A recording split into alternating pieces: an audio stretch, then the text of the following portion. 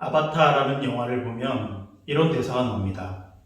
우리는 다른 하늘 사람들을 가르치려고 노력해봤다. 하지만 가득 차 있는 잔을 채우기란 매우 힘들었다. 구원의 은혜는 완전히 타락하여서 죽은 우리들을 새로운 생명으로 채우시는 하나님의 놀라운 은혜입니다. 오늘도 비어있는 잔들을 온전히 채우시는 하나님의 은혜를 기대하면서 사도신경으로 우리의 믿음을 고백하겠습니다. 나는 전능하신 아버지 하나님 천지의 창조주를 믿습니다. 나는 그의 유일하신 아들 우리 주 예수 그리스도를 믿습니다. 그는 성령으로 잉태되어 동정녀 마리아에게서 나시고 본디오 빌라도에게 고난을 받아 십자가에 못 박혀 죽으시고 장사된 지 사흘 만에 죽은 자 가운데서 다시 살아나셨으며 하늘에 오르시어 전능하신 아버지 하나님 우편에 앉아 계시다가 거기로부터 살아있는 자와 죽은 자를 심판하러 오십니다.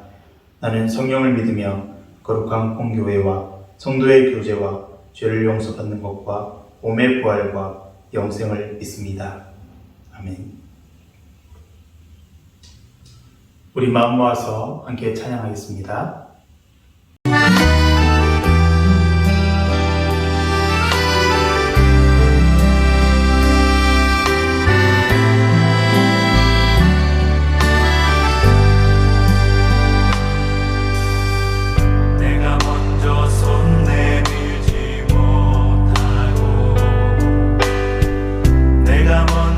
용서하지 못하고 내가 먼저 웃음 주지 못하고 이렇게 머뭇거리고 있네.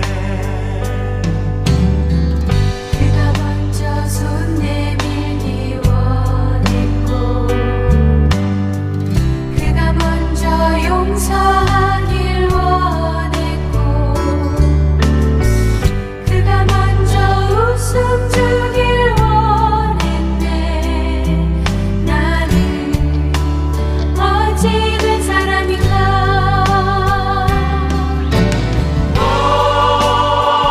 간교한 나의 입술이여,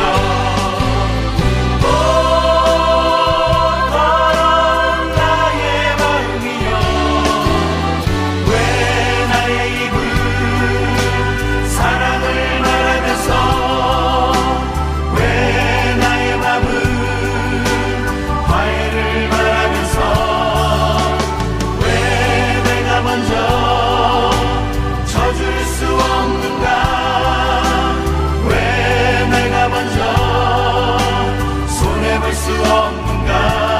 오늘 나는 오늘 나는 주님 앞에서 몸을 머무르고 이렇게 일으키며 서 있네. 어찌할 수 없는 이 맘은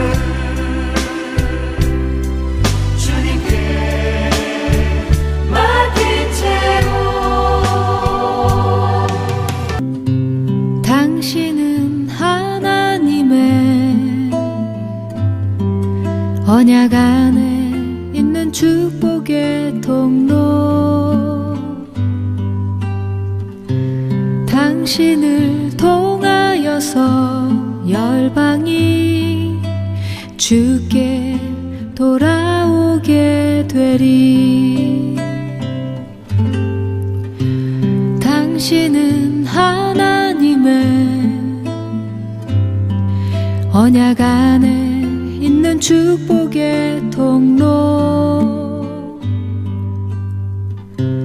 당신을 통하여서 열방이 주께 예배하게 되리.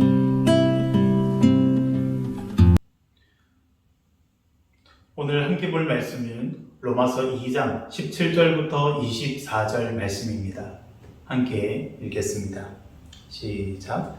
유대인이라 불리는 내가 율법을 의지하며 하나님을 자랑하며 율법의 교훈을 받아 하나님의 뜻을 알고 지극히 선한 것을 분간하며 맹인의 길을 인도하는 자요 어둠에 있는 자의 빛이요 율법에 있는 지식과 진리의 모본을 가진 자로서 어리석은 자의 교사요 어린아이의 선생이라고 스스로 믿으니 그러면 다른 사람을 가르치는 내가 내 자신을 가르치지 아니하느냐 도둑질하지 말라 선포하는 내가 도둑질하느냐 간음하지 말라 말하는 내가 간음하느냐 우상을 가증히 여기는 내가 신전 물건을 도둑질하느냐 율법을 자랑하는 내가 율법을 범함으로 하나님을 욕되게 하느냐 기록된 바와 같이 하나님의 이름이 너희 때문에 이방인 중에서 모독을 받는도다. 아멘. 우리가 잘 알듯이 유대인들은 선민 사상을 가지고 있었습니다. 자기들은 하나님의 백성들, 하나님께 택함을 받은 거룩한 백성들이기 때문에 세상 어떤 나라들보다, 어떤 민족들보다 우월한 민족이라고 생각하는 것입니다. 예수님이 오셨을 당시에 이스라엘 사람들은 율법 지키는 것에 아주 열심을 다하던 상황이었습니다. 앞에서 살펴보았던 예레미야서를 보기만 해도 이스라엘이 남과 북으로 갈라져서 우상을 숭배하다가 결국 하나님의 진노 가운데 멸망했던 것을 비교해 본다면 지금 예수님 당시에 살아있던 이스라엘 사람들은 아주 경건하고 율법을 지키는데 열심히 있는 사람들이었습니다. 포로기를 경험한 이후에 율법이 얼마나 중요한지를 체험했기 때문입니다. 그래서 장로들의 유전이라고 부르는 세부 조항들까지 만들어서 율법을 더욱더 철저하게 지키려고 아주 많은 노력을 했었습니다. 그런데 이상하게도 자기들이 율법을 잘 지키려고 만들었던 이 기준을 따라서 예수님을 공격하고 예수님을 십자가에 못 박혀 죽였습니다. 왜 안식일에 병자를 고치느냐? 왜 안식일에 이삭을 잘라 먹느냐? 이렇게 자신들의 기준을 따라서 율법의 주인이신 예수 그리스도를 십자가에 못 박았던 것입니다. 유대인들은 나름대로 경건하게 살려고 노력했음에도 불구하고 그들이 로마서에서는 아주 강하게 비난받고 있는 것을 계속해서 볼 수 있습니다. 불의한 자들이기 때문에 하나님의 심판을 받을 것이라고 경고하는 것입니다. 20절에 보면 스스로 믿으니 라고 유대인들에 대해서 말합니다. 하나님께서는 이 유대인들을 의롭다고 여겨주시지 않는데 유대인 스스로는 자신들이 아주 의롭다고 생각했고 또 이것을 자랑한다는 것입니다. 그래서 17절부터 24절에 보면 자신들을 하나님의 말씀을 맡은 아주 존귀한 자들이고 이방인들에게 그것을 가르칠 만한 스승이라고 자신들을 우월한 사람들이라고 생각한다는 것을 기록하고 있습니다. 21절부터 보면 이렇게 지적합니다. 왜 자기 자신은 가르치지 못합니까? 왜 자신은 도둑질을 합니까? 왜 자신은 간음을 합니까? 그 신전의 물건은 왜 훔쳐냅니까? 왜 율법을 범하여 하나님을 욕되게 합니까? 하나님께서 보실 때 의롭다고 인정받으려면 율법을 행해야 합니다. 하지만 유대인들은 사실상 율법을 행하는 데는 별로 관심이 없었던 것 같습니다. 율법을 그저 자신들을 자랑할 도구, 자신들의 마음속에 있는 욕심들을 이룰 도구로만 여겼기 때문입니다. 뿐만 아니라 2장 1절에서 4절 말씀처럼 자신들도 이 율법을 잘 지키지 않으면서 이방인들에 대해서는 아주 엄격한 잣대를 들이대면서 그들을 비판하고 멸시했습니다. 이런 행동들 때문에 하나님의 이름이 너희 때문에 이방인에게 모독을 당한다라고 평가하고 있습니다. 율법은 우리가 구원받는 도구가 아닙니다. 율법은 하나님을 사랑하고 하나님의 말씀에 순종하는 도구입니다. 유대인들은 하나님보다 자기 자신을 더 사랑했기 때문에 율법으로 남을 정죄하고 죽이기까지 했습니다. 그 기준으로 그들은 심지어 예수님까지 잡아 죽였습니다. 유대인들이 예수님을 잡아 죽였던 근거는 신성 모독이었습니다. 하나님의 이름을 모독하기 때문에 그를 잡아 죽인다고 말했지만 사실상 하나님을 잡아 죽임으로써 그들이 신성을 모독했던 것입니다. 세상 사람들은 우리 교회를 통해서 하나님을 볼 수 있습니다. 교회가 순종하면 하나님께서 교회를 축복하셔서 그 축복이 세상 사람들에게도 전해지게 됩니다. 그러면 세상 사람들도 사도행전의 말씀처럼 교회를 칭송하고 교회로 나오게 되는 것입니다. 하지만 교회가 불순종한다면 교회 가운데 하나님의 축복이 사라지고 세상 사람들 역시 그런 교회를 손가락질하면서 비난하게 될 것입니다. 잔이 비어야 하나님의 새로운 은혜가 채워집니다. 우리 속에 고집과 회개하지 않는 마음으로 가득 차 있다면 하나님께서 아무리 은혜를 부어주셔도 우리에게는 들어올 하나님의 은혜가 없다는 것입니다. 우리 안에 있는 고집들을 내려놓고 예수님만 바라볼 때에 비로소 하나님의 은혜가 우리 가운데 가득 채워지게 됩니다. 내 삶과 생각과 모든 고집들을 먼저 하나님 말씀 앞에 놓고 하나하나 검증하면서 매일마다 그 말씀을 묵상하면서 살아갈 때에 비로소 우리의 가진 생각들과 고집들이 하나씩 깨어지고 벗겨지게 됩니다.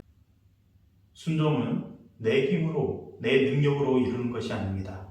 하나님께서 보내신 예수 그리스도를 의지할 때 비로소 우리도 예수님처럼 온전히 순종할 수 있게 됩니다. 지금 우리 교회들이 세상으로부터 많은 비난과 손가락질을 당하고 있습니다. 특별히 코로나19 확진자 관련 소식이 전해질 때마다 사람들은 혹시 이번에도 교회가 그런 것 아니냐며 교회의 모든 촉각을 곤두세우면서 비판하려 합니다. 우리가 지금 세상으로부터 당하는 이 손가락질이 과연 믿음 때문에 당하는 핍박일까요? 아니면 교회가 불순종함으로써 당하는 사람들의 비난과 저주일까요?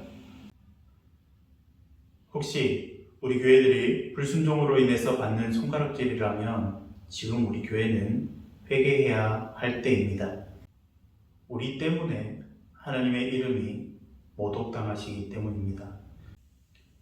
예수님은 멸시와 조롱을 받으시면서도 끝까지 견디시고 십자가에 죽기까지 순종하셨습니다. 죄인들을 비난하고 정죄하기보다 저들을 용서해 달라고 기도하셨습니다. 이것이 세상을 향하신 하나님의 마음이고 우리를 축복하심으로써 이루시고자 하는 하나님의 일들입니다. 오늘 말씀을 생각하면서 우리 함께 기도하면 좋겠습니다. 교회에 출석하는 것만으로 구원받을 수 있는 것이 아니라 예수님을 믿는 믿음으로 구원받을 수 있습니다. 먼저 기도하실 때 나의 거짓과 위선을 아시는 주님, 오직 주님만 의지할 수 있도록 믿음 주옵소서. 주님께 받은 복이 우리 주변 사람들에게도 흘러서 나를 통하여 예수 그리스도가 증거되게 하옵소서. 기도하겠습니다.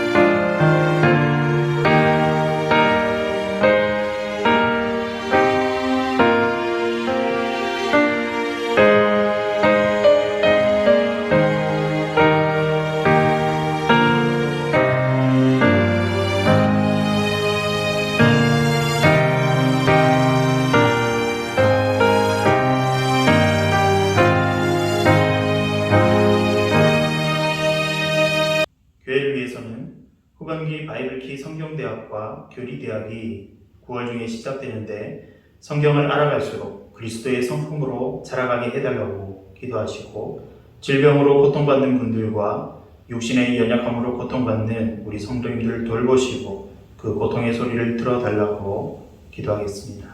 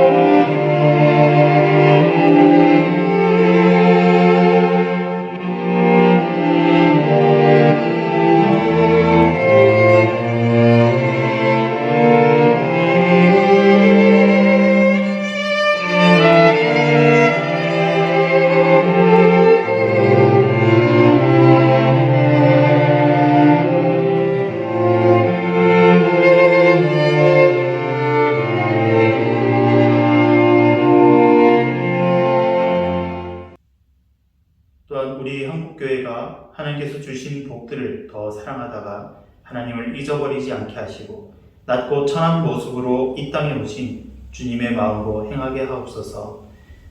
교회 공사가 비로 인해서 지연되는 가운데 안전하게 그리고 세밀한 부분까지 확실하게 잘 마무리될 수 있게 도와달라고 기도하겠습니다.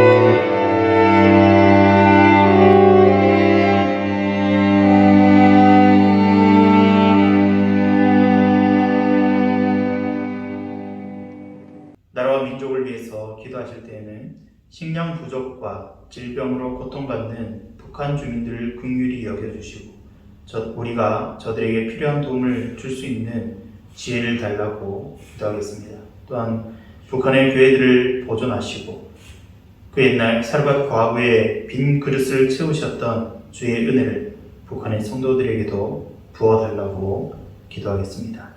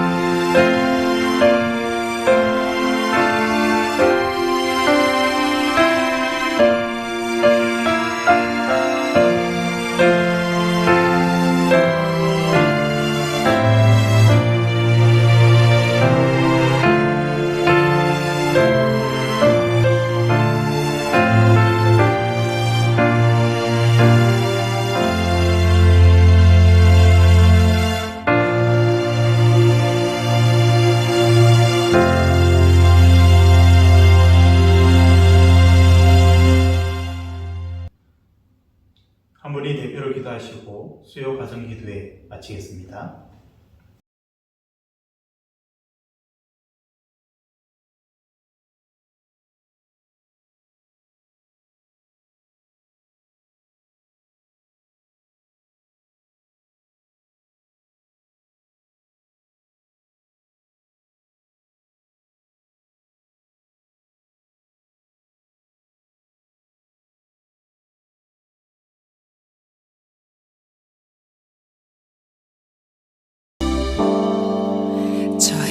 해와 달과 별 모두 빛을 잃고 세상의 구원자 죽으셨네.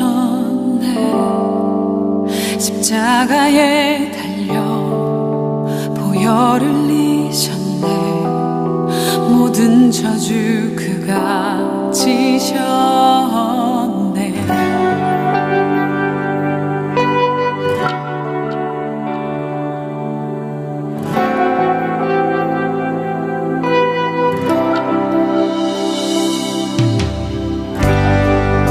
하늘도 외면한 마지막 숨소리, 어둠 속에 주가 누이셨네. 무덤 속의 전투, 죽음과 싸웠네. 어둠의 권세는 무너져